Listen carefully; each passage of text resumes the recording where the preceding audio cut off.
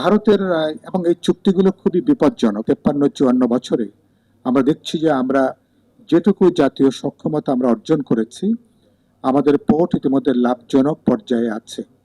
যদি এটাকে কার্যকর করতে হয়, আরো লাভজনক করার নিশ্চয়ই সুযোগ আছে, আরো দক্ষ করার সুযোগ আছে। প্রয়োজন বোধে বিদেশ থেকে আমরা প্রযুক্তি নিয়ে, নো হাউ আমরা নিয়ে আমরা আমাদের বন্দর ব্যবস্থাপনাকে আমরা উন্নত করতে পারবো, কার্যকর করতে পারবো, তাকে আমরা গতিশীল করতে পারবো।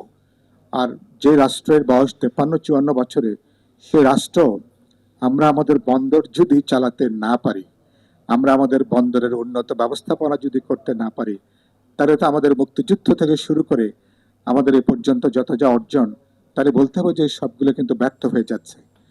সুতরাং আমরা দেখছি, এবং কোনো রাজনৈতিক দল দাবি করেনি, জনগণের কোনো অংশ দাবি করেনি, বন্দরের সাথে যুক্ত যারা আছেন কেউ দাবি করেনি যেগুলো কোনো বিদেশি আমরা পাচ্ছি না, সুতরাং বিদেশি কোনো কোম্পানির কাছে এটাকে আপনারা লিজ দেন। এটা সুতরাং সরকার এবং বন্দরের সাথে একই সাথে আপনারা জানেন, এটার সাথে আমাদের স্বাধীনতা, সার্বভৌমত্ব, জাতীয় নিরাপত্তার প্রশ্নটাও ওতপ্রোতভাবে এর সাথে যুক্ত। তারপরে স্টেক হোল্ডারদের সাথে কোনো কথা নেই, আলাপ আলোচনা নাই, আপনি ধুম করে তো আপনি এই ধরনের চুক্তি করছেন, ফলে আপনার উদ্দেশ্য নিয়ে নানা প্রশ্ন ইতিমধ্যে তৈরি হয়েছে।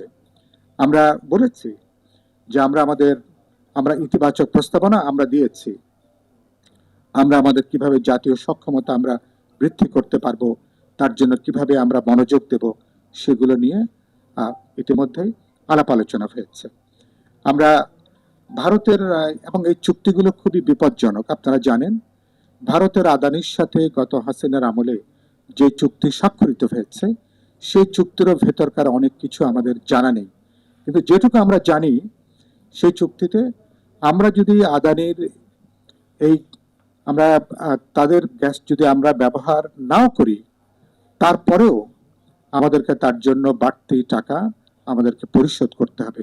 এরকম বিপজ্জনক, দেশ বিরোধী, সার্বভৌমত্ব বিরোধী, জনস্বার্থ বিরোধী আদানির সাথে স্বাক্ষর করা হয়েছে। আমরা আশঙ্কা করি যে দুটো কন্টেইনার টার্মিনালের যে চুক্তি হয়েছে, এই চুক্তির মধ্যেও আমাদের জনস্বার্থ বিরোধী, দেশ বিরোধী, জাতীয় স্বার্থ বিরোধী, সার্বভৌমত্ব বিরোধী, এমনকি জাতীয় নিরাপত্তা বিরোধী এখানে কোনো চুক্তির কোনো শর্ত এখানে কাজ করতে পারে। বাংলাদেশ কতটুকু লাভবান হবে, কিভাবে লাভবান হবে, কোনো কিছুই এটা আমাদের কাছে এখনো পর্যন্ত পরিষ্কার নয়। সুতরাং আমরা খুব স্পষ্ট করে সরকারকে দাবি করতে চাই, আমাদের নেতৃবৃন্দরা তারা বলবেন।